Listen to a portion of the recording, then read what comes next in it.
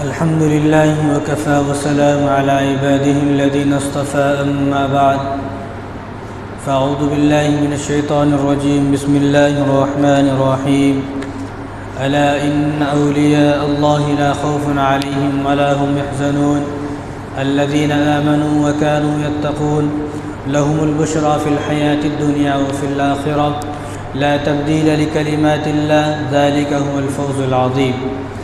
वक़ाल अन्नबी सल्लल्लाहु अलैहि वसल्लम अव्वलु मा युहासबु बिहिल अब्दु यौमल क़ियामति अस्सलाह फ़इन सलुहत सलुह साइरु अमलिही व इन फ़सदत फ़सद साइरु अमलिही। वक़ाल अन्नबी सल्लल्लाहु अलैहि वसल्लम मन आदा ली वलिय्यन फ़क़द आज़नतुहु बिल हर्ब औ कमा क़ाल अलैहि सलातु वस्सलाम। मेरे मोहतरम दोस्तों, अज़ीज़ साथियों, अल्लाह तबारक व तआला ने इस दुनिया के अंदर इस्लाम को अगर फैलाया है तो किसी न किसी के ज़रिए से इस्लाम को फैलाया है। और इस्लाम वो चीज़ है कि कभी मिटेगा नहीं। और जब जब जिसने कोशिश की है इस्लाम को मिटाने की, इस्लाम को ख़त्म करने की, उसने कोशिश तो ये की है कि चंद आदमी 100-200 आदमी 1000 आदमी उसने मिटाने की कोशिश की है कि इतने लोग कलमे से फिर जाएं, लेकिन उनके इवज़ उनके बदले में अल्लाह तबारक व तआला ने लाखों लोगों को कलमा पढ़ाया है और अल्लाह तबारक व तआला ने ज़रिया बनाया है। अगर अल्लाह ताला चाहें तो बिना ज़रिए भी इस्लाम को फैला सकते हैं, लेकिन अल्लाह ताला ज़रिया बनाते हैं ताकि लोगों को पता चले। जिस तरह अल्लाह तबारक व तआला ने हज़रत ईसा अलैहिस्सलाम को पैदा फरमाया बग़ैर बाप के पैदा फरमाया अल्लाह ने। और इसी तरह अल्लाह ताला ने हज़रत हव्वा अलैहिस्सलाम को पैदा फरमाया बग़ैर माँ के। हज़रत हव्वा अलैहिस्सलाम को पैदा फरमाया, हज़रत आदम अलैहिस्सलाम की पसलियों से बग़ैर माँ के पैदा फरमाया, कोई ज़रिया नहीं। और हज़रत आदम अलैहिस्सलाम के पैदा फरमाया बग़ैर माँ और बग़ैर बाप के। ये अल्लाह ताला की कुदरत है। लेकिन फिर भी अल्लाह तबारक व तआला को ज़रिया बनाते हैं, इस्लाम को फैलाने का ज़रिया बनाते हैं। तो इसी तरह एक वक्त ऐसा आया कि हिंदुस्तान में मुसलमान तो थे लेकिन इस्लाम मिट रहा था। एक दौर ऐसा आया बगदाद के अंदर जब हलाकू खान ने तबाही मचाई, तातारियों का फितना आया, तो उस वक्त भी अल्लाह तबारक व तआला ने इस्लाम को बचाया। और फिर हिंदुस्तान के अंदर दौर ऐसा आया कि हिंदुस्तान में लोग मुर्तद होने लगे और ऐसे जालिम बादशाह मुसल्लत हो गए हिंदुस्तान में कि मुसलमानों को जो कलमे से रोकने लगे, कलमा पढ़ने से, नमाज़ पढ़ने से, हर चीज़ से। अगर मालूम ये होता कि ये आदमी मुसलमान है तो उसको जो है कत्ल कर दिया जाता। इतना बुरा जो है माहौल बन चुका था हिंदुस्तान के अंदर। तो उस वक्त अल्लाह तबारक व तआला ने एक इंसान को ज़रिया बनाया और हुज़ूर सल्लल्लाहु अलैहि वसल्लम के ज़रिए से इस हिंदुस्तान के अंदर भेजा। उनका नाम है ख्वाजा गरीब नवाज़, जिनको अल्लाह ताला ने हिंदुस्तान के अंदर भेजा, उनका नाम है ख्वाजा गरीब नवाज़। और वो ख्वाजा गरीब नवाज़ इसी महीने की 6 तारीख को आप वफ़ात पाए। 14 रजब 537 को आप पैदा हुए, 6 रजब 627 को आपकी वफ़ात हुई। यानी आप 90 साल ज़िंदा रहे। उस 90 साल में से 40 साल आप हिंदुस्तान के अंदर रहे। तो एक वक्त ऐसा आया कि इस्लाम मिट रहा था, इस्लाम ख़त्म हो रहा था। ऐसा लगता है कि अब इस्लाम मुसलमान जो है वो हिंदुस्तान के अंदर से तो ख़त्म हो जाएंगे। उस वक्त अल्लाह तबारक व तआला ने ख्वाजा गरीब नवाज़ को इस दुनिया के अंदर यानी हिंदुस्तान के अंदर भिजाया। अफ़गानिस्तान से आप पैदा हुए तो आपने अकेले ने 90 लाख को कलमा पढ़ाया। आपने अकेले ने 90 लाख को कलमा पढ़ाया। 90 लाख को कलमा पढ़ाना बहुत बड़ी बात है। क्यों? क्योंकि यहाँ हमारा दोस्त मुसलमान है, हमारे साथ खाता है, हमारे साथ पीता है, हमारे साथ सोता है, हमारे साथ रहता है, होटलों में हमारे साथ जाता, सब कुछ करता है हमारे साथ। लेकिन हम इतनी हिम्मत नहीं है कि उसको मस्जिद में ला ले, हालांकि उन्हें भी मुसलमान ही है, दोस्त है, हमारा जिगरी दोस्त है। वो बोलते हैं लंगोटिया यार है, सब कुछ है, लेकिन हमें इतनी हिम्मत नहीं कि अपने दोस्त को मस्जिद को ला ले। तो फिर कलमा पढ़ाना कितनी बड़ी बात है। हम ये सोचे कि हमने अपनी ज़िंदगी में कितनों को नमाजी बनाया है, कलमा पढ़ाने की तो बहुत दूर की बात है। हमारे चंद दोस्त भी हमसे मुतासिर होकर अब तक नमाज की पाबंद नहीं बना, मस्जिद में नहीं आए। तो ख्वाजा गरीब नवाज़ ने अकेले ने 90 लाख को कलमा पढ़ाया। अब अगर कोई आदमी एतराज़ करे, अरे उन्होंने 90 लाख को कलमा कैसा पढ़ाया, तुम्हारा कैसा मालूम? उस वक्त को कैलकुलेटर तो थे नहीं, या कोई आदमी पास में बिठा दिया ख्वाजा गरीब नवाज़ ने, भाई तुम बैठो, जो आदमी कलमा पढ़ेगा उसका नाम लिखो। बस ये एक अंदाज़ा है। अंदाज़े से आदमी जहाँ अंदाज़ा बोलता ना वो कमी रहता, वो न जाने कितने होंगे वो एक अलग है, लेकिन अंदाज़े से बोला गया है कि अंदाज़ा है, यानी इसमें बहस में पढ़ने की ज़रूरत नहीं है, तुम्हारा कैसा मालूम हुआ, तो एक अंदाज़ा है। अब अंदाज़ा भी हमारा नहीं है, हम नालायकों का अंदाज़ा नहीं है, ये उस वक्त के जो बुज़ुर्ग थे, उस वक्त के जो वली थे, अवलिया थे, उनका अंदाज़ा है कि ख्वाजा गरीब नवाज़ ने 90 लाख को कलमा पढ़ाया है। तो आपका नाम जो है वो हसन है, आपका नाम हसन है और आप अफ़गानिस्तान के अंदर पैदा हुए।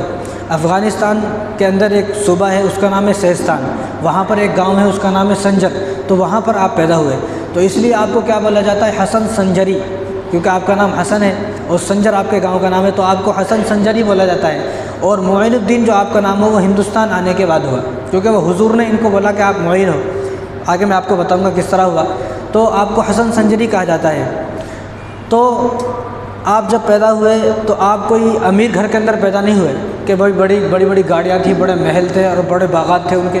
गरीब घर के अंदर पैदा हुए। तो आपकी पैदाइश किस तरह हुई, आपकी पैदाइश का वाक़या? तो आप जब पैदा हुए ऐसी बस्ती के अंदर पैदा हुए कि उस बस्ती के अंदर हर आदमी तहज्जुद की नमाज़ पढ़ने वाला था, हर आदमी तहज्जुद गुजार था, हर आदमी, हर औरत उस बस्ती के अंदर, जो संजर जो बस्ती थी, वो इलाका था, उस पूरी बस्ती के अंदर हर आदमी तहज्जुद की नमाज़ पढ़ता था। तो जिस रात आप पैदा हुए उस रात उनके घर से एक नूर, एक रोशनी निकली और बादलों पर छा गई वो रोशनी। अब लोग जब सुबह में उठे, क्योंकि उस वक्त ऐसा तो था नहीं भाई टाइम है, भाई 5 बजे तहज्जुद का नमाज़ होता, 5 बजे पढ़ लो, ऐसा नहीं, बल्कि वो चाँद को देखकर, रोशनी को देखकर तहज्जुद की नमाज़ पढ़ते थे। अब जब लोग सुबह में फ़जर की नमाज़, वो तहज्जुद के लिए उठे फ़जर से पहले, तो उन्होंने देखा कि पूरा आसमान जो रोशन हो चुका है। और आसमान जब रोशन होता है, जब एक सफ़ेदी आती है आसमान पर, जब आती है, जब फ़जर का वक्त बिल्कुल शुरू हो जाता है। आप देखिए, जब फ़जर की नमाज़ पढ़ने आए हम, जब फ़जर की नमाज़ पढ़ के आप जाएंगे तो आपको रोशनी, मतलब अंधेरा नहीं मिलेगा, आपको रोशनी मिलेगी। आते हैं जब अंधेरा होता है, लेकिन जब फ़जर की नमाज़ पढ़ के जाते हैं तो वो अंधेरा ख़त्म हो जाता है। तो उस दिन जब लोग उठे तो उन्होंने देखा कि रोशनी हो गई, बादल सफ़ेद हो गए, ये क्या है? अब लोगों ने सोचा, रहे मेरी तो आँख लेट खुली है, मैं तो आज लेट से उठा हूँ, मेरी आँखें आज लेट खुली है, आज तहज्जुद की नमाज़ क़ज़ा हो गई। लोगों को अफसोस हुआ। किस चीज़ पर अफसोस हो रहा? तहज्जुद की नमाज़ क़ज़ा होने पर अफसोस है। यहाँ एक ज़माना हो गया फ़जर की नमाज़ नहीं पढ़े सो है, कोई अफसोस नहीं, कुछ भी नहीं होता। क्या हुआ? आज हमारी माएँ अपने बच्चों को स्कूल के वास्ते उठाती, रात में क्या बोलते? अरे जल्दी सो जा, सुबह स्कूल जाने का है। लेकिन कभी हम ये नहीं बोले जल्दी सो जा, फ़जर की नमाज़ भी पढ़ने का है, क्योंकि हम जिस चीज़ को बचपन से बच्चे को बताएंगे उसको वही आदत हो जाती।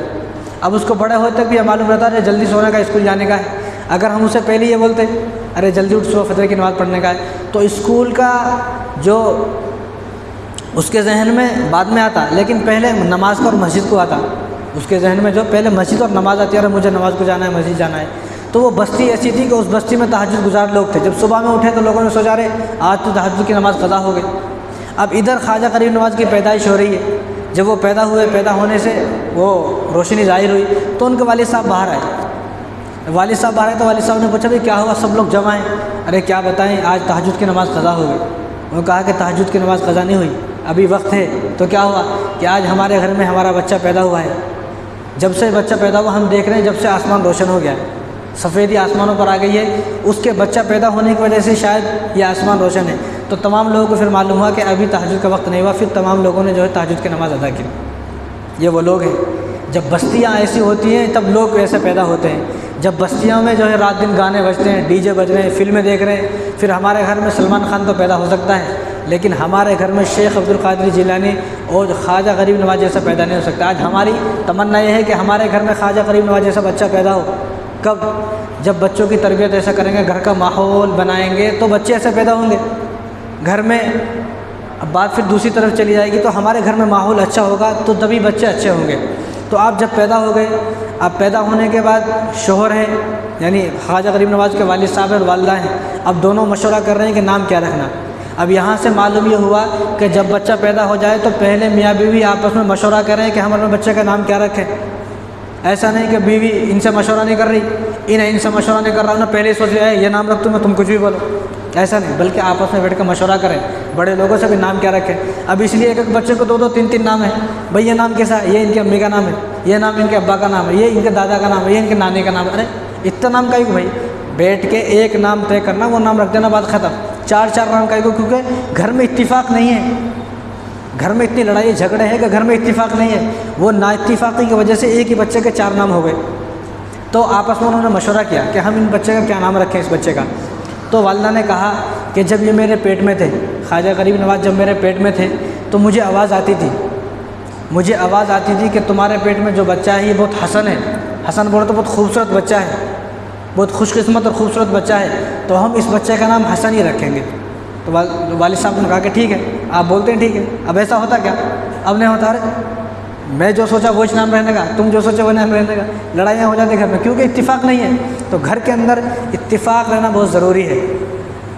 तो जिस घर के अंदर इत्तिफाक नहीं है, ना इत्तिफाक यहाँ, वो घर बहुत जल्दी बिखर जाते हैं, बहुत जल्दी बिखर जाते हैं। और जिस घर के अंदर ना इत्तिफाकी होती है, अक्सर उस घर के बच्चे जो है नाफरमान होते हैं, अक्सर उस घर के बच्चे नाफरमान होते हैं। तो वालिदा ने कहा, तो वालिद साहब ने कहा कि ठीक है, हम इनका नाम हसन रख देंगे। तो नाम हसन रख दिया। और वालिदा फरमाती हैं, इनकी जो वालिदा है उनका नाम है उम्मुल वरा, माह नूर उम्मुल वरा इनका वालिदा का नाम है। और वालिद साहब का नाम है गयासुद्दीन, दादा का नाम है कमालुद्दीन, और जो परदादा हैं उनका नाम है सैयद अहमद हुसैन। तो वालिदा बताती हैं कि जब मेरे पेट में थे ख्वाजा गरीब नवाज़, जब रात को तहज्जुद का वक्त शुरू होता था और जब फजर का वक्त शुरू होता था, तहज्जुद का वक्त ख़त्म, तो रात जब तहज्जुद का वक्त शुरू होता था तो मेरे पेट में जब ये बच्चा था तो ये बच्चा ला इलाहा इल्लल्लाह मुहम्मद रसूलुल्लाह पढ़ता था और मैं अपने कानों से सुनती थी। बच्चा माँ के पेट के अंदर। क्यों? क्योंकि वालिदा जो है रोज़ाना 1000 मरतबा ला इलाहा इल्लल्लाह मुहम्मद रसूलुल्लाह पढ़ती थी वालिदा, और रोज़ाना 1000 मरतबा सूरह इखलास पढ़ती थी वालिदा, रोज़ाना 1000 मरतबा इस्तिग़फ़ार पढ़ती थी वालिदा। जब वालिदा इतनी करेंगी, माँ जब इतनी करेगी तो बच्चे पे तो असर होगा ही। तो माँ बताती है कि जब मेरे पेट में बच्चा था तो मैं अपने कानों से सुनती थी। जब तहज्जुद का वक्त शुरू हो जाता था रात को 12:30-1 बजे के बाद, तो मैं खुद सुनती थी अपने कानों से कि ख्वाजा गरीब नवाज़ जो थे अंदर थे माँ के पेट में। फरमाती कि मैंने अपने कानों से सुना है कि वो ला इलाहा इल्लल्लाह मुहम्मद रसूलुल्लाह पढ़ते थे। तो नाम क्या है आपका? हसन। वालिद साहब का नाम गयासुद्दीन। तो आप बड़े हुए, तो आप जब 9 साल के थे तो वालिद साहब ने आपको कुरान पढ़ाया, आप हाफिज़ हो गए। 9 साल के आप हाफिज़ हो गए, वालिद साहब ने कुरान पढ़ाया। तो आप जो सिस्तान के अंदर थे, तो उस वक्त कुछ लोगों ने हमला किया सिस्तान के अंदर, क्योंकि पहले बादशाही ज़माना था, लड़ते थे, मारते थे, जंगें होती थी। तो एक जालिम बादशाह ने वहाँ पर हमला किया और सिस्तान को अपने कब्ज़े में ले लिया। तो जब अपने कब्ज़े में ले लिया तो रात दिन लूट मार शुरू हो गई, कोई किसी को लूट लेता, कोई किसी को मार देता।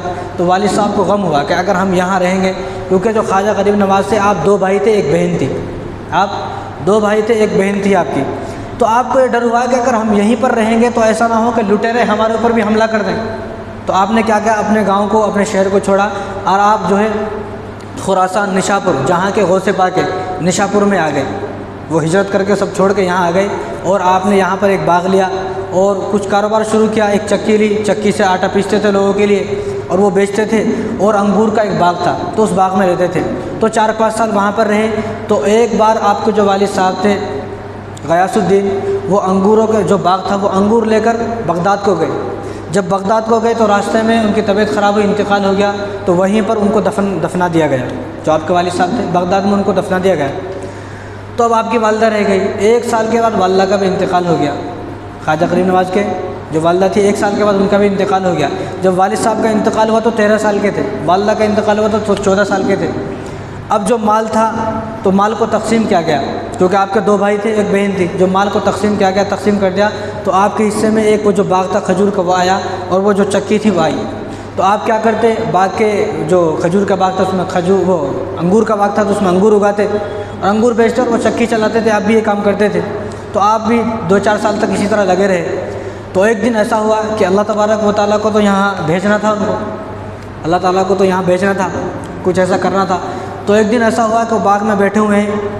तो बाग में जो 9 साल के हाफिज़ हो गए थे, मैं बता रहा था आपको, तो 9 साल के हाफिज़ हो गए थे। तो बाग में हमेशा कुरान पढ़ते रहते थे, हमेशा कुरान, इतना कुरान पढ़ते कि बाग में जब वो सुबह को आते, रात को घर में से जब सुबह को आते बाग में ख्वाजा गरीब नवाज़, तो देखते कि बाग की सफाई हो गई, और जो अंगूर पक गए हैं वो तोड़ना था। वो पहले ही जो अंगूर पक गए हैं वो टूट के नीचे रखे हुए हैं, सब पूरा सामान लेके जाओ, बेच दो। तो रोज़ाना देखते, ज़माना हो गया, देखते देखते परेशान हो गए कि रोज़ाना कौन आता है रात में जो सफाई करके जाता है, और कौन है जो अंगूर में से जो है अंगूरों को तोड़ के नीचे रख देता है। मुझे बेलों में से अंगूर तोड़ना कोई आसान बात नहीं है। आपने देखे होंगे अंगूर की बेल बहुत गहरी रहती, तोड़ नहीं सकते उसको, बहुत मुश्किल से तोड़ते हो। बाकायदा एक लेबरों को लगाया जाता है, मज़दूरों को लगाया जाता है, जब तोड़ सकते हैं। तो आप परेशान हो गए। एक दिन आप सुबह आए बाग के करीब और बाग में आवाज़ दी कि कौन है जो मेरे बाग की सफाई करता हो, मेरे सामने आओ। कौन है? तो आवाज़ आई कि हम लोग जिन्नात हैं। हम लोग कौन हैं? हम लोग जिन्नात हैं। और ख्वाजा साहब की उम्र अभी 15 साल ही है। 15 साल की उम्र में इतना कुरान पढ़ा। जिन्नातों ने ये कहा कि आप जो हमेशा कुरान पढ़ते रहते हैं, हमने आपका कुरान सुन सुन के हिफ्ज़ याद कर लिया। जिन्नातों ने कुरान सुन सुन के हिफ्ज़ याद कर लिया कि हम हाफिज़ हो गए हैं। जब आपने हमें हाफिज़ बना दिया है तो हमारा इतना तो फ़र्ज़ बनता है कि हम आपकी बाकी सफाई करें। हमारा इतना फ़र्ज़ तो बनता है।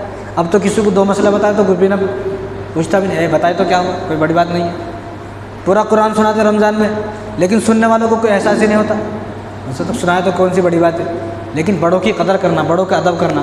तो उन्होंने कहा जिन्नातों ने कि हम लोग जिन्नात हैं कि हमने आपसे कुरान सुन सुन के हिफ्ज़ याद कर लिया है। हमारा फ़र्ज़ बनता है हम आपके बाग की सफाई करें और आपके अंगूरों की देखभाल करें, पानी दे, सब काम करें, तो हम जिन्नात हैं। तो इस तरह जो है जिन्नात उनका कुरान सुन सुन के हाफिज़ हो गए। तो एक दिन खजूर के बाग में बैठे हुए थे, तो एक बुज़ुर्ग थे, उनका नाम है इब्राहिम तंदोज़ी रहमतुल्लाह अलैह। तो उनके बाग में आ गए, क्योंकि वो मजजूब थे, अल्लाह ताला की याद में मस्त थे, दीवाने थे, बुज़ुर्ग थे। तो लोग उनको, बच्चे छोटे छोटे उनको पत्थर मारते थे। तो पत्थर मारते वो यहाँ पर इनके बाग में आ गए। अब जब बाग में आ गए तो उन्होंने बाग में उनको बिठाया, आप बैठे, और अंगूर का गुच्छा थोड़ा अंगूर दिया उनको। तो बड़े खुश हो गए। देखो कुछ बच्चे वो भी हैं जो मार रहे हैं, ये भी बच्चे हैं, लेकिन ये तरबियत की बात है। वालिदैन ने ऐसी तरबियत की है कि वो बच्चा, ख्वाजा क़रीब नवाज़ बच्चे हैं, लेकिन उनको देखकर उनको मारा नहीं, बल्कि उनको बिठाया और उनको खजूर दिए। जब उन्होंने खजूर खाए और ख्वाजा क़रीब नवाज़ के चेहरे पर नज़र डाली तो उन्होंने अपना जो उनका थैला था उस थैले में से एक रोटी निकाली और रोटी उनको दी कि आप ये रोटी खा लो। जैसे ही ख्वाजा ग़रीब नवाज़ ने रोटी को खाया तो दिल की दुनिया बदल गई। आप तो चाह रहे थे कि किसी तरह दिल की दुनिया बदले, क्योंकि उनका दिल नहीं लगता था मैं कब तक यहाँ पर रहूँ, बाग की खिदमत करना, अंगूर को तोड़ना, ये कब तक है। उनका दिल नहीं लगता था, हमेशा दिल उछलता था। आज जब वो रोटी खाई तो दिल की दुनिया बदल गई। अब कुछ दिन रहे लेकिन दिल नहीं लगता था, बाग में क्या करूँ। तो उन्होंने क्या कहा, वो बाग जो था बाग बेच दिया, वो जो चक्की थी वो बेच दी, और बेचने के बाद तमाम माल सदका कर दिया, और सदका करके तमाम माल चले गए कि मुझे अब इल्म हासिल करना है।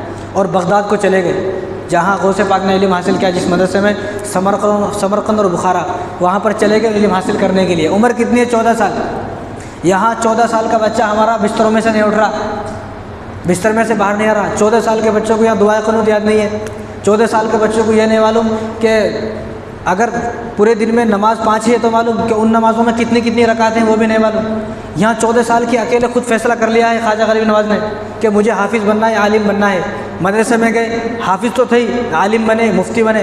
ख्वाजा ग़रीब नवाज़ अपने ज़माने के वली थे, मुहद्दिस थे, मुफ्ती साहब थे, मौलाना थे। अब तो जाहिलों ने यह दावा करते हैं मैं भी वली हूँ। जाहिल वली नहीं हो सकता, ये बात याद रखें आप। अब बोलना नहीं चाहता हूँ मैं, लोग नाराज़ हो जाते हैं। जगह जगह दरगाहों पे लोग बड़े हुए चरस गांजा मार लेके, लंबे बाल कर लेके, बड़ी टोपी लगा लेकर उन्हें बोलता मैं भी वली हूँ।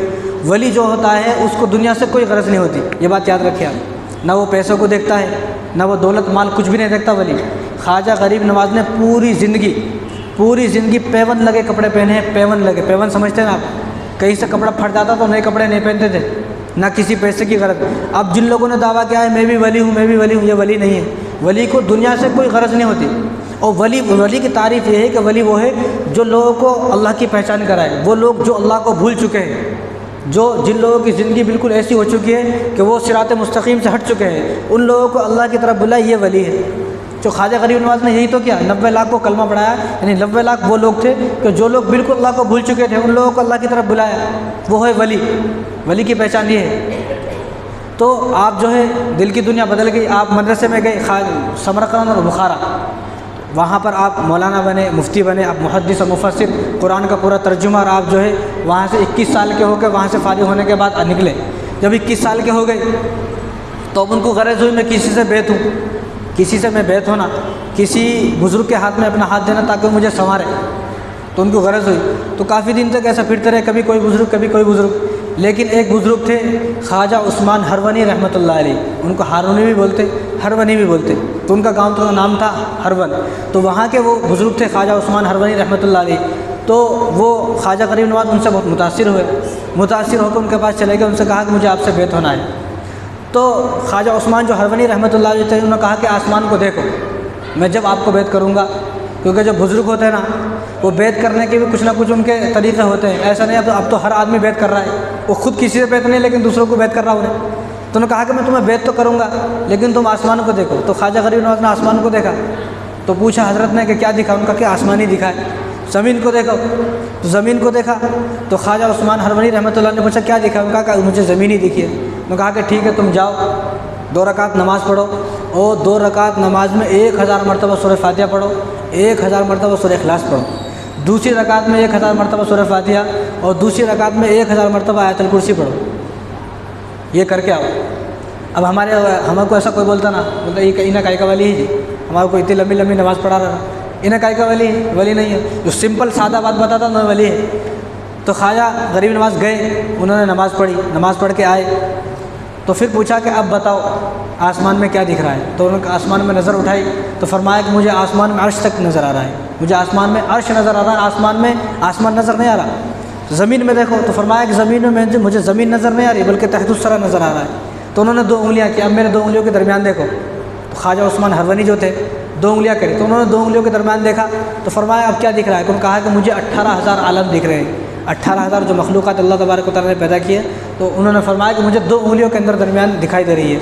तो ख्वाजा उस्मान हरवनी रहमतुल्लाह ने फरमाया कि आप अब कामयाब हो गए, आप कामयाब हो गए कि आप अब मेरे मुरीद बन सकते हो, अब मैं आपका पीर बन सकता हूँ, आप मेरे मुरीद बन सकते हो। तो ख्वाजा उस्मान हरवनी रहमतुल्लाह अलैह के पास ख्वाजा गरीब नवाज़ 20 साल तक रहे। कितने? 20 साल तक। क्या करते थे 20 साल तक? उनके पैर दबाते थे, उनके कपड़े धोते थे, सर में मालिश करते थे। और एक उनके पास अंगीठी थी, अंगीठी समझते ना आप? अंगीठी तो उसमें आग लगाते पानी गर्म करने के लिए, उसको सर पे रखते थे। वो सर पे रखकर आपके पीछे पीछे पीछे पीछे चलते थे। जहाँ उनको नमाज का वक्त होता, वज़ू करने का वक्त होता तो अंगीठी को रखते, आग जलाते, पानी गर्म करते और गर्म पानी उनको नमाज पढ़ वज़ू करने के लिए गर्म पानी पेश करते। तो ख्वाजा उस्मान हरवनी रहमतुल्लाह फरमाते आप इतनी परेशानी क्यों उठाते हैं? आप इतनी परेशानी ना उठाए। बार बार उनको रोकते लेकिन वो नहीं मानते। उनका नहीं, जब आप गर्म पानी से वज़ू करते हैं मेरे दिल को जब भी सुकून मिलता है। 20 साल खिदमत करे, 20 साल। अब करते कोई? अब किसी को बोले तो गिलास पानी ले लेकर उन्हें नाराज़ हो जाता, अरे मेरे से पानी मांग रहे, मैं तो बहुत बड़ा आदमी हूँ। तो ख्वाजा गरीब नवाज़ ऐसे इतने बड़े नहीं बने। उन्होंने 20 साल अपने शेख की खिदमत की है, 20 साल। जब 20 साल हो गए और उनका शेख का इंतकाल हो गया तो आप मायूस हो गए और आपकी उम्र जो है वो 50 साल के करीब हो गई थी, 53 साल। तो आप जो है सब कुछ छोड़ छाड़ कर अपना जो उनका देश था अफ़गानिस्तान वो छोड़कर आप मदीने को चले गए कि मैं अब हुज़ूर सल्लल्लाहु अलैहि वसल्लम के पास रहूँगा। पहले लोग जब ज़िंदगी ज़्यादा हो जाती थी, लोगों की उम्रें ज़्यादा हो जाती थी तो पहले अपना आप को मदीने के वक़्त कर देते थे लोग। अब मेरी ज़िंदगी मदीने में गुजरेगी और मेरी जो है कब्र भी वहीं से। लेकिन अब क्या है 80 साल का हो गया तो इन्हें भी कमा लेगा, 70 साल का कितनी भी होने कमाने की ख़त्म नहीं हो रही। तो अपने आप को फारिग करें। 50-60 साल की ज़िंदगी हो जाए तो अपने आप को फारिग कर दें कि अब मैं अल्लाह के लिए वक्त दूंगा। अब मेरी जो ज़िंदगी मस्जिदों में कटेगी, अब मेरी ज़िंदगी कुरान पढ़ते हुए गुजरेगी, अब मेरी ज़िंदगी तस्बीहात पढ़ते हुए गुजरेगी, अब मेरी ज़िंदगी जो है वो नमाज़ पढ़ते हुए गुजरेगी। अपने आप को ऐसा फारिग करें। लेकिन हमारा हाल क्या हो गया? 50 साल का रहने दो, 60 साल का रहने दो, कमाना तो कमाने का ही चाहिए, मरे तक कमा लेता, मरे तक कमाता। तो आपने अपनी ज़िंदगी को फारिग कर दिया कि मैं 53 साल का हो गया हूँ। आपने सोचा मेरी ज़िंदगी अब 4-5 साल की थी, मैं क्या करूँगा? तो मदीने को चले गए। और जो आपके साथ और बहुत सारे लोग थे तो वो भी, लेकिन किसी को बताया नहीं। और जब मदीने चले गए तो मदीने में सबको बोल दिया कि आप जाओ, मैं यहीं पर रहूँगा, मुझे जाना नहीं है, मुझे जाना नहीं है, मुझे पूरी ज़िंदगी हुज़ूर सल्लल्लाहु अलैहि वसल्लम के रोज़े मुबारक के करीब गुजारनी है, आप चले जाओ। तो तमाम साथी जाने वाले थे। तो उस रात में आप रोज़े मुबारक के करीब सोए हुए थे, जो हुज़ूर सल्लल्लाहु अलैहि वसल्लम का रोज़ा है उसके करीब सोए हुए थे। तो आपके ख्वाब में हुज़ूर सल्लल्लाहु अलैहि वसल्लम आ गए। ख्वाब में कौन आ गए?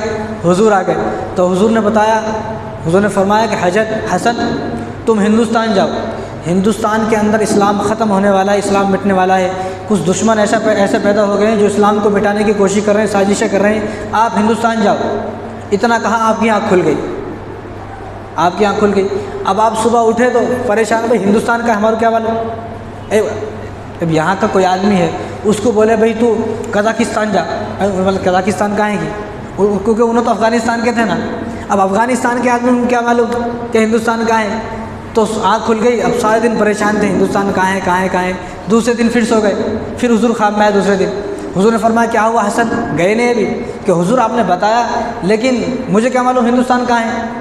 तो हुज़ूर ने उनका हाथ को पकड़ा, ख्वाजा गरीब नवाज़ का हाथ को पकड़ा और हाथ पर पूरा नक्शा बनाया हिंदुस्तान का कि ये हिंदुस्तान है, जाओ आप। सुबह देखे उठे तो हिंदुस्तान का नक्शा हाथ पर बना हुआ था आपके। तो उन्होंने देखा, लेकिन अब दूसरे दिन इरादा तो किया जाने का, लेकिन दिल टूट गया कि अगर मैं हिंदुस्तान जाऊंगा, यहाँ तो मैं आया हूँ हुजूर की सोहबत के लिए, हुजूर पास में है, और हिंदुस्तान जाऊंगा तो पता नहीं कहाँ है, कितनी दूर है, मैं वहाँ जाऊंगा तो हुजूर से मुलाकात कैसे होगी। तो गए नहीं, तीसरे दिन भी वहीं रहे। तीसरे दिन सो के फिर ख्वाब में हुजूर आए। क्या हुआ हसन, गए क्यों नहीं? कहा कि हुजूर जाने को दिल तो करता है, लेकिन आपको छोड़कर कैसे जाऊँ, मेरा दिल करता है कि मैं आपके पास रहूँ, आप मुझे वहाँ भी जा रहे हैं, मैं इतने दूर से आपके पास आया हूँ। तो हुजूर ने फरमाया कि जब भी मुझसे मिलने को दिल करे आप आंखें बंद करना और सर झुका लेना, इंशाल्लाह मैं आपके सामने आ जाऊँगा।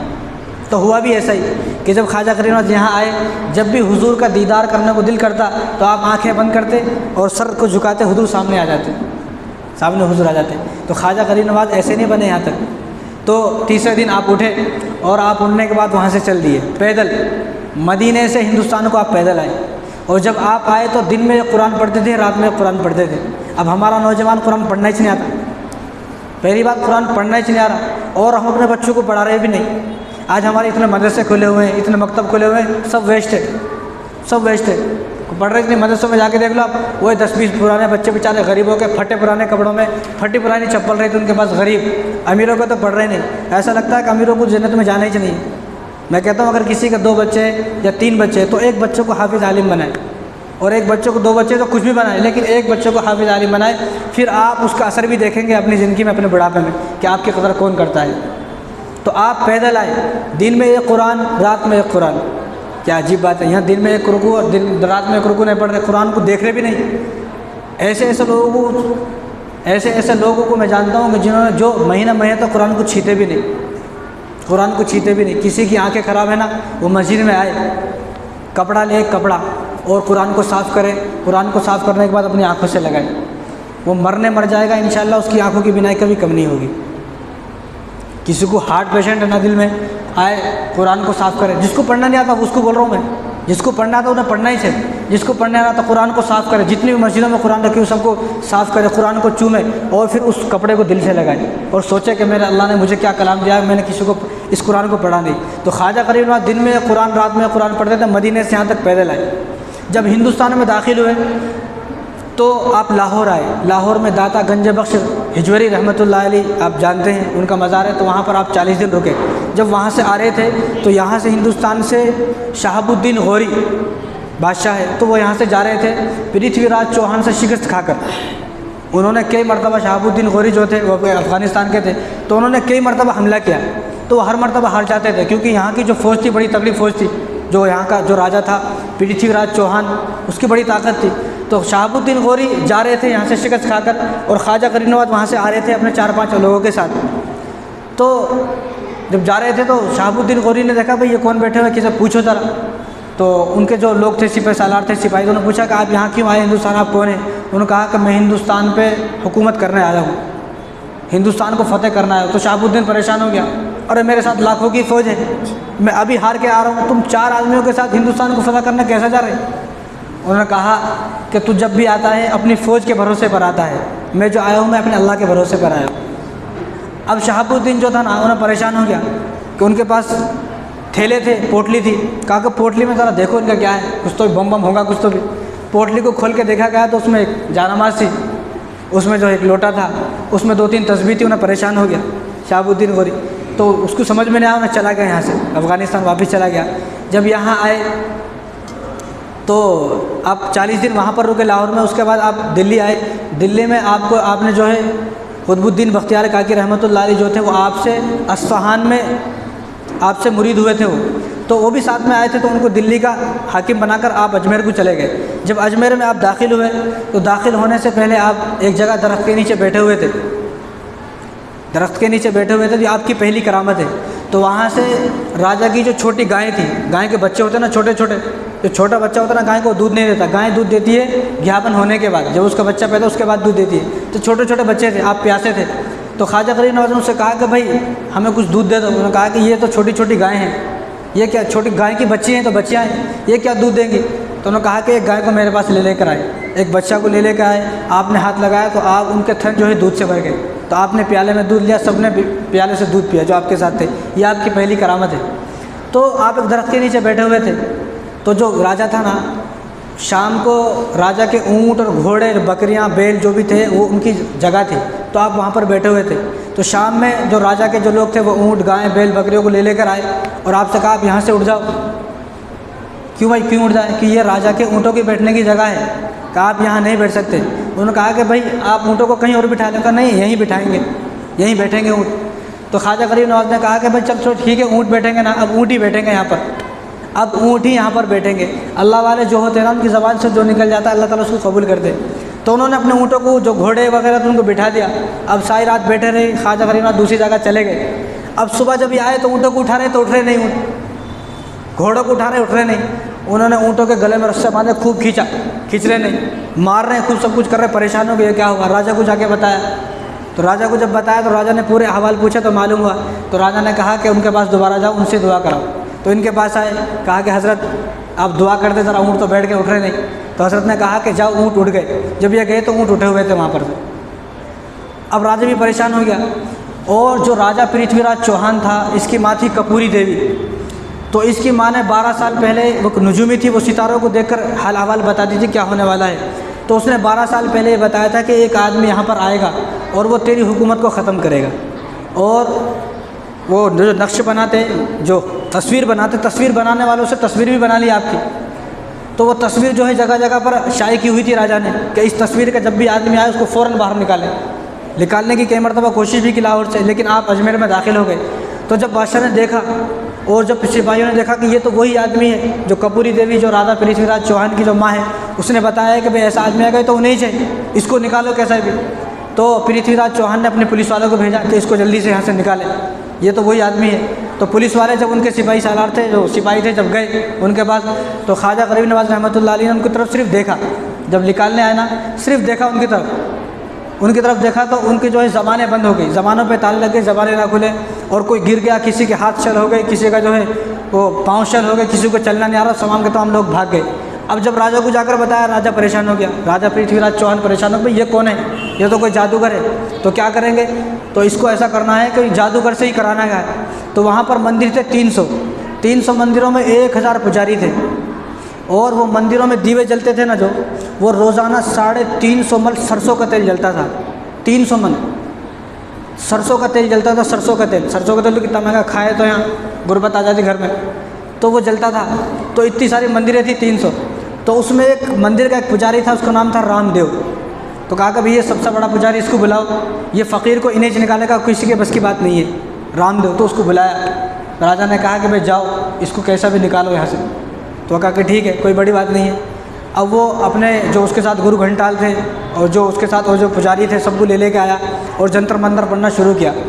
तो ख्वाजा गरीब नवाज़ ने मिट्टी ली और आयतुल कुर्सी पढ़ के उनके ऊपर फेंक दी। मिट्टी लेकर आयतुल कुर्सी, अब आयतुल कुर्सी पढ़कर मिट्टी ऐसा फेंकी, लेकिन वो दूर थे, तो किसी की आंखों में घुस गई, किसी के कानों में, किसी के मुंह में घुस गई, और तमाम लोग जैसे बिल्कुल पागल से हो गए। तमाम लोग ऐसे जैसे पागल से हो गए, सब भाग गए।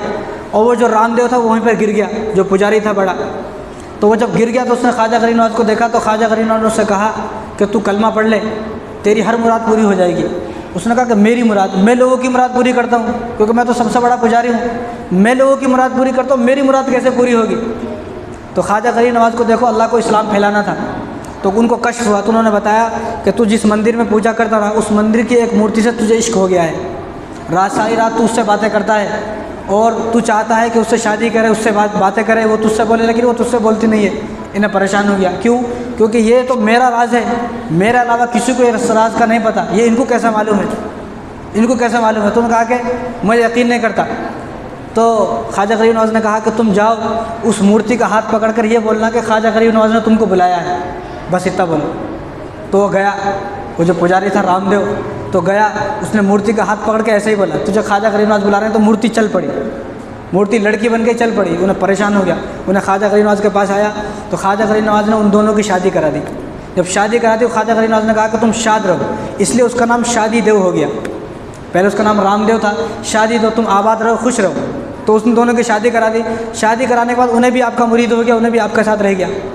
अब इन्हें बादशाह परेशान है, भाई पहले पुलिस वालों को भिजाया और सबसे बड़े पुजारी को भिजाया, उन्हें भी कलमा पढ़ लिया, मुसलमान हो गए, तो क्या करना। तो उस वक्त का सबसे बड़ा जादूगर था जयपाल, आपने मालूम होगा, आपने सुना भी होगा, जयपाल या अजयपाल ऐसा बोलते उसका नाम है। तो उसको बुलाया, उन्हें सबसे बड़ा जादूगर था, उन्हें ऐसा जादूगर था, हवाओं में उड़ता था, हवाओं से उन्हें आग बरसाता था, पानी बरसाता था, ऐसा जादूगर था उन्हें। तो बादशाह ने उसको बुलाया जादूगर को, जयपाल को, कि भाई हमारे तो फ़कीर घुस चुका है अजमेर के अंदर, और रामदेव जब उन्हें भी कलमा पढ़ लिया तो कुछ कर सका कि मैं करूँगा। तो उसने अपने सारों को सबको लिया और ख्वाजा गरीब नवाज़ के पास फिर से चला गया। तो ख्वाजा गरीब नवाज़ ने, जो उनके पास एक आसा था, तो आसा को सामने ऐसा फेर दिया, एक निशान बना दिया, और अपने जो उनके साथ थे उनसे कहा कि आप डरो नको, इस लाइन के अंदर इन्हें नहीं आ सकता। तो वहाँ से उन्हें पहले क्या करा, सांप छोड़ा, जो जयपाल था उन्हें सांप छोड़ा। अब सांप वहाँ तक आते, निशान से बात पर फिर चले जाते, मर जाते, भाग जाते, अंदर नहीं आते। उन्हें परेशान हो कि सांप अंदर क्यों नहीं जा रहे। तो उसने क्या कहा, उस आसमान से आग बरसाई, आसमान से आग बरसाई, तो आग जो निशान खींचा वो निशान की उधर जाती, ऊपर नहीं आती। उन्हें और परेशान हो गया क्या है, क्योंकि उन्हें तो सबसे बड़ा जादूगर है हिंदुस्तान का, और सबसे बड़ी हुकूमत राजा पृथ्वीराज चौहान की है। अब इन्हें परेशान हो क्या करूँ, आग भी नहीं बरस रही। तो इन्हें क्या करा, उसके बाद हिरन की खाल थी, हिरन की खाल के ऊपर बैठा और उड़ने लगा, और उड़ करके उसने सोचा कि मैं ऊपर से मैं खुद अपने हाथों से आग गिरूँगा। तो ख्वाजा गरीब नवाज़ ने अपनी चप्पल निकाली, खड़ा उनकी चप्पल थी लकड़ी की, तो लकड़ी की चप्पल थी, लकड़ी की चप्पल को उठाकर बताया कि इसको नीचे ले लेकर आ। तो लकड़ी की चप्पल ऊपर गई और उसके सर पे ऐसा लगते तो नीचे आगे गिर गया। अब उन्हें परेशान हो गया, ये क्या है, क्योंकि उसको मालूम था जो मैं कर रहा हूँ ये तो जादू है, लेकिन जो इन्हें कर रहे हैं जादू नहीं है। उसको मालूम था, जादूगर को मालूम रहता। और उन्हें आकर आपके कदमों में गिर गया, आपके कदमों में गिरा, तो आपसे माफ़ी मांगी कि मुझे आप जो है जिस मकाम पर आप हो, आप उस मकाम पर मुझे पहुँचा दें। मैंने कहा कि तुम उस मकाम पर अभी नहीं पहुँच सकते, आप मेरी खिदमत करो, मेरे पास रहो और अल्लाह अल्लाह करो, जब आप जो है कलमा पढ़ो। तो उसने कलमा भी पढ़ा और आपकी खिदमत भी करी, और उसने दुआ भी कराई। क्या दुआ, एक अजीब दुआ कराई उसने, अभी ज़्यादा किताबों में तो नहीं है ये दुआ, एक किताब है कि ख्वाजा गरीब नवाज़ को 100 वाक़यात। तो ख्वाजा गरीब नवाज़ ने जयपाल का नाम अब्दुल्ला रखा, अब्दुल्ला बयाबानी उसका नाम रखा। तो उसने ये दुआ कराई कि आप मेरे लिए दुआ करें, मैं क़यामत तक ज़िंदा रहूँ। तो उन्होंने कहा कि ये दुआ तो नहीं हो सकती, ये कैसी दुआ है। तो उस किताब में लिखा हुआ है, अब कितना झूठ है कितना सच है अल्लाह को मालूम है, लेकिन किताब में लिखा हुआ है। और किताब के लिखने वाले अल्लामा मसूद है, अल्लामा मसूद कादरी की किताब है, किताब का नाम है ख्वाजा गरीब नवाज़ को 100 वाक़यात। तो उसमें लिखा हुआ है कि उन्होंने मना किया, भाई ये दुआ तो कबूल नहीं हो सकती। तो अल्लाह ताला की तरफ से गैब से आवाज़ आई कि आप इसकी दुआ को कबूल कर लें। तो हज़रत ने उनकी दुआ को कबूल किया कि ठीक है, अल्लाह की तरफ से आवाज़ आई है, गैब से आवाज़ आई है, ठीक है, तो क़यामत तक ज़िंदा रहेगा। तो ये लिखा हुआ है कि वो जो आदमी है जयपाल जादूगर है, जो उसका नाम अब्दुल्ला बयाबानी है, वो अजमेर के पहाड़ों में रहता है, पहाड़ों में रहता है, अजमेर के लोगों को रास्ते बताता है। अब इन्हें बादशाह और परेशान हो गया। अब बादशाह एक आदमी को बुलाया, राजपूत, एक राजपूत था, उसको बुलाया कि तू किसी तरह ख्वाजा गरीब नवाज़ को ख़त्म कर दे, इनको ख़त्म कर दे, और आधी हुकूमत तेरी, क्योंकि हिंदुस्तान का सबसे बड़ा बादशाह राजा पृथ्वीराज चौहान है, आधी हुकूमत तेरे। कहा कि ठीक है, आधी हुकूमत के लालच में आ गया। उसने खंजर लिया और खंजर को जो है जहर में भिगोया, बगल में यहाँ पर छुपा के, और ख्वाजा गरीब नवाज़ की जो मजलिस लगी हुई थी, जो आप बयान करते थे, लोग बैठते थे, वहाँ पर बैठ गया। तो जब बयान ख़त्म हुआ, तो ख़त्म होने के बाद सब लोग चले गए, उन्हें बैठा रहा। तो ख्वाजा गरीब नवाज़ अपनी इधर नज़रें इधर है, उन्हें पीछे बैठा है। तो ख्वाजा गरीब नवाज़ ने उससे कहा कि भाई तू जिस काम के लिए आया है अपना काम कर। उन्हें परेशान हो गया, भाई तू जिस काम के लिए अपना काम कर। तो कहा कि हज़रत मैं तो किसी काम के लिए आया नहीं आया। नहीं मुझे पता है तू किस काम के लिए आया है। कि नहीं, मैं किसी काम के लिए नहीं आया। तो ख्वाजा गरीब नवाज़ ने कहा कि अगर तू किसी काम के लिए नहीं आया तो तेरे बगल में खंजर कैसा है। उन्हें और परेशान हो गया। उन्हें कहा कि जो मेरे पास खंजर है ना, ये मेरी अपनी हिफाजत के लिए है। तो ख्वाजा गरीब नवाज़ ने कहा कि ठीक है, अगर खंजर अपनी हिफाजत के लिए है ठीक है, लेकिन जो तू अभी आधी सल्तनत का वादा करके आया है, आधी सल्तनत का अभी वादा करके आया है राजा पृथ्वीराज चौहान से, तो वो किसका तरीक़ा है। तो उन्हें परेशान हो गया कि हज़रत ये बात तो मेरे उसकी दरमियान थी, आपको कैसा मालूम हुआ। कि उन्हें भी जो है कदमों में गिर गया और माफ़ी मांगा कि मुझे कलमा पढ़ाएं। तो कलमा पढ़ाने उसने जब कलमा पढ़ लिया तो उसने अजीब चीज़ मांगी कि मैं आपसे एक चीज़ मांगना चाहता हूँ कि आप मुझे एक चीज़ दें। हम लोग होते ना तो हम लोग पैसे मांगते थे, एक गाड़ी बड़ी, एक बिल्डिंग, बहुत सारे पैसे मांगते थे। उन्हें क्या मांगा कि मुझे ये चीज़ चाहिए कि मैं देखता हूँ कि मैं कुफ्र में था, अब तक काफिर था मैं, तो मैं ये देखता था हर साल लोग हज करने जाते हैं, कि ऐसा मक्का और मदीना में ऐसा क्या है कि लोग वहाँ पर हज करने जाते हैं, वहाँ ऐसा क्या है। तो आप मुझे कलमा भी पढ़ाएं और उसके बाद मुझे मेरी दुआ ये है कि मेरे लिए अल्लाह ताला से ये दुआ करें कि मुझे 40 हज नसीब हों, कि मैं 40 हज करूँ। हज भी मांगे, उम्र भी मांग ली, और जब मैं 41वां हज करने जाऊँ तो फिर वापस ना हो, कि मेरी जो है वफ़ात मदीने के अंदर ही हो जाए। तो ख्वाजा गरीब नवाज़ उसके लिए दुआ करी कि तू 40 हज करे। हुआ भी ऐसे ही कि उस आदमी ने 40 हज भी करे, वो राजपूत जो था उसने 40 हज भी करे। जब वो 41वां हज के लिए गया उसकी वहीं पर वफ़ात हो गई। अब इन्हें यहाँ अब इतने लोगों ने कलमा पढ़ लिया कि हज़ारों की तादाद कलमा, लाखों की तादाद से लोगों ने कलमा पढ़ लिया, पूरे मिला के तो 90 लाख है। अब इन्हें राजा पृथ्वीराज चौहान परेशान हो गया कि भाई इसने कलमा पढ़ लिया सब ने, ये क्या हुआ। तो शहाबुद्दीन जो गौरी थे, अब जो लोग कलमा पढ़ लिए तो राजा पृथ्वीराज जो चौहान था वो लोगों पर जुल्म ज़्यादती करता था। तो ख्वाजा गरीब नवाज़ ने कई मरतबा उससे मना भी किया, लेकिन उन्हें माना नहीं, सुना नहीं।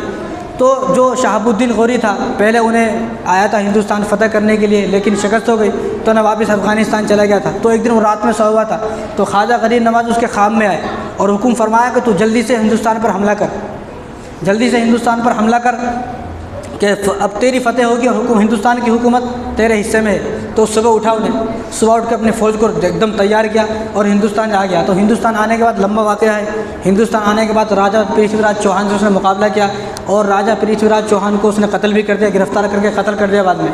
क्योंकि राजा पृथ्वीराज चौहान को गिरफ़्तार करने के बाद ख्वाजा गरीब नवाज़ ने इस्लाम की दावत भी दी, तू कलमा पढ़ ले, लेकिन उसने नहीं माना, मैं कलमा नहीं पढ़ूंगा। तो ख्वाजा गरीब नवाज़ ने इसको कत्ल कर दो। तो ख्वाजा गरीब नवाज़ का हुक्म पर शहाबुद्दीन गौरी ने उसको कत्ल भी कर दिया। और जब यहाँ आने के बाद शहाबुद्दीन ने जो ख्वाब देखा था और उस ख्वाब में किसी बुजुर्ग ने आके बताया कि हिंदुस्तान पर हमला कर, आके देखा तो वो ख्वाजा गरीब नवाज़ ही था, आके पहचान लिया, आपका मुरीद हुआ। तो यहाँ से हम लोग ये मसला निकालते, मैं ऊपर का माइक बंद कर देता हूँ, यहाँ से हम लोग ये मसला निकालते, भाई मुसलमानों ने बहुत जुल्म किया है हिंदुस्तान पर और हुकूमत पर। ऐसा आप सुन रहे हैं, आप अगर ऐसा होता तो शहाबुद्दीन गौरी ने अजमेर को फ़तह कर लिया, तो अजमेर का हाकिम शहाबुद्दीन, आप इतिहास पढ़कर देखें, अजमेर का जो हाकिम शहाबुद्दीन गौरी ने बनाया वो राजा पृथ्वीराज चौहान के बेटे को बनाया। अगर मुसलमान हुकूमत करते और मुसलमान अपना सिक्का लहराना चाहते और मुसलमान जो जालिम होते तो राजा पृथ्वीराज चौहान के बेटे को कत्ल कर देते हो। हालांकि राजा पृथ्वीराज चौहान का जो बेटा था उसने कलमा नहीं पढ़ा, वो हिंदू था, लेकिन उसने माफ़ी मांगी। तो माफ़ी मांगने के बाद शहाबुद्दीन गौरी ने अजमेर का हाकिम राजा पृथ्वीराज चौहान के बेटे को ही बना दिया कि तुम यहाँ के हो, हालांकि वो हिंदू था, ऐसा कोई मसला नहीं था। और एक और बात निकाली जाती है कि बाद में जो है ख्वाजा गरीब नवाज़ और शहाबुद्दीन ने मिलकर राजा पृथ्वीराज चौहान की बेटी को ये कर लिया, वो कर लिया, उनसे शादी कर ली। ये भी झूठी बात है। अगर ऐसा होता तो भाई तो ज़िंदा है, भाई को गैरत नहीं आती क्या? भाई के रहते हुए ऐसा कैसा करते? तो राजा पृथ्वीराज चौहान की जो बेटे थे उसको हाकिम बनाया, बेटियाँ थी वो भाई के पास रही, जो उनके पास थी भाई, जो बेटियाँ थी ख्वाजा ये राजा पृथ्वीराज चौहान की, वो अपने भाई के पास रहे, ऐसा कोई मसला नहीं है। हम लोगों ने झूठी बातें उड़ा दी, उन्होंने आकर ऐसा हिंदुस्तान में ये किया वो किया और आए तो हिंदुस्तान को लूट कर ले गए। कोई हिंदुस्तान को लूट कर नहीं ले गया, तुम्हारे खुद के राजा हिंदुस्तान को लूट कर ले गए। और दूसरी बात, आप यहाँ आपकी उम्र 63 साल हो गई थी और आपने ख्वाजा गरीब नवाज़ की और आपने उम्मीद छोड़ दी थी कि अब तो मैं वफ़ात होने वाली है। तो एक दिन ख्वाब में हुजूर आए, हुजूर ने फरमाया कि ख्वाजा हसन, उनका नाम हसन था, तो फरमाया कि हसन तुमने मेरी हर सुन्नत पर अमल किया है, लेकिन मेरी एक सुन्नत अब तुमसे छूट गई है। तो परेशान हो गए कि या रसूलल्लाह मुझसे सुन्नत छूट जाए, ऐसा कैसा हो सकता है? आज हमसे फ़र्ज़ नमाज़ें छूट रही हैं, हम अजमेर को जाते हैं इंजॉय के लिए।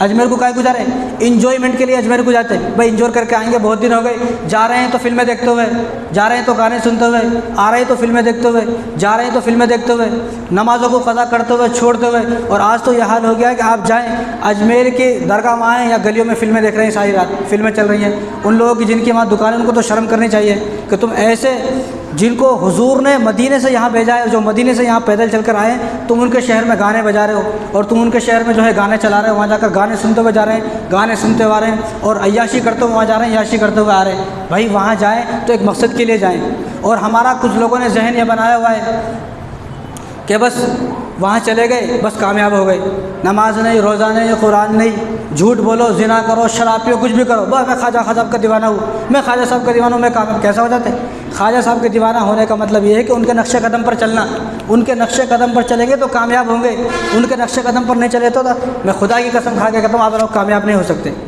बहुत लोग क्या, देखो हम इतने बड़े दीवाने नहीं हैं ख्वाजा साहब के जितने बड़े साहबा हुजूर के दीवाने थे। क्या कोई साहबा ऐसे हैं कि जिन्होंने नमाज को छोड़ दिया हो?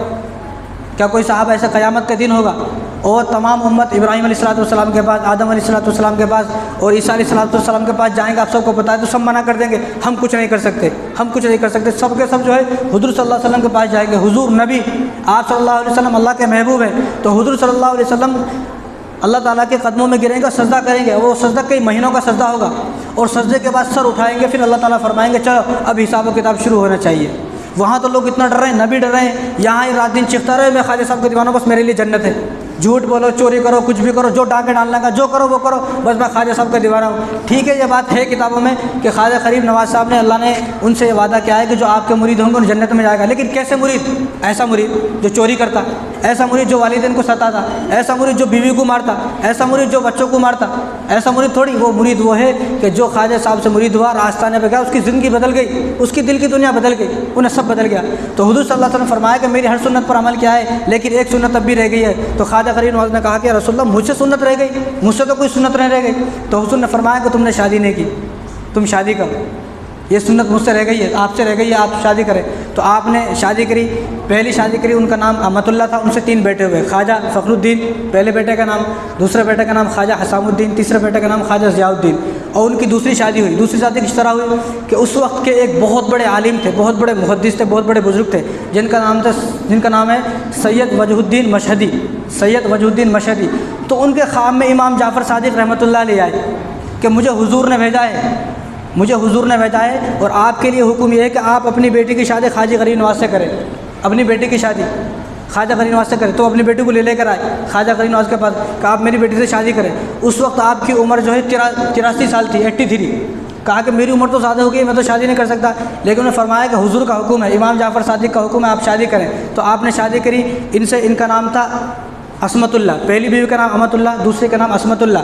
तो इनसे एक बेटी हुई, उनका नाम था बीबी हाफिज़ा जमाल। तो उनका नाम जो भी था वो एक अलग है, लेकिन वो कुरान की हाफिज़ा थी, इतना कुरान पढ़ती, इतना कुरान पढ़ती, इतना कुरान पढ़ती कि लोगों ने उनका नाम हाफिज़ा रख दिया, लोगों ने उनका नाम हाफिज़ रख दिया कि हाफिज़ा जमाल है। तो इमाम जाफ़र सादिक़ रहमतुल्लाह अलैह के हुक्म पर उन्होंने 2 शादी की। तो हमारे लिए जो बात, वक्त तो ज़्यादा हो गया है, लेकिन हम इंजॉयमेंट के लिए अजमेर को ना जाएं, इंजॉय के लिए, घूमने के लिए, फिरने के लिए, आवारा गर्दी करने के लिए अजमेर को ना जाएं। और दूसरी बात, ये जो महीना है ये रजब का महीना है, इसमें एक तारीख़ आती है 22 रजब, जिसमें हम लोग कूड़े करते हैं मुसलमान। देखो मुसलमानों को बेचारा को इल्म नहीं है, ये शियाओं का अक़ीदा है, ये शियाओं का अक़ीदा है। शिया करते हैं क्योंकि शिया को जो है इमाम हज़रत अमीर मुआविया रज़ियल्लाहु ताला अन्हु से बुग़्ज़ है। वो हज़रत अमीर मुआविया रज़ियल्लाहु ताला अन्हु को माज़अल्लाह काफिर कहते हैं। तो हज़रत अमीर मुआविया रज़ियल्लाहु ताला अन्हु की वफ़ात जो है 22 रजब को है। तो शिया उस वक्त के जो थे वो 22 रजब को अपने घरों में खाने बनाते थे, चुपके चुपके खाने बनाते थे अमीर मुआविया की वफ़ात के बाद। तो अब जब सुन्नियों को मालूम हुआ, मुसलमानों को मालूम हुआ, तो ये भी बनाने लगे।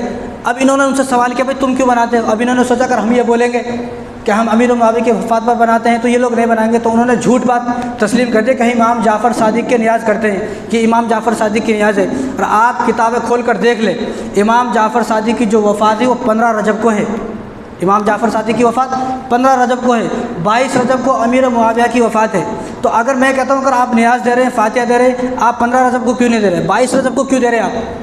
तो इससे बचे। ये अमीर मुआविया की बुग़्ज़ में वो लोग करते हैं। अब मुसलमानों को हमारों को नहीं मालूम बेचारे, इन्हें भी कर रहे हैं उनके साथ साथ। तो ये शियाओं का अक़ीदा है, अगर आप ऐसा करेंगे तो कल क़यामत के दिन शियाओं के साथ खड़े होंगे।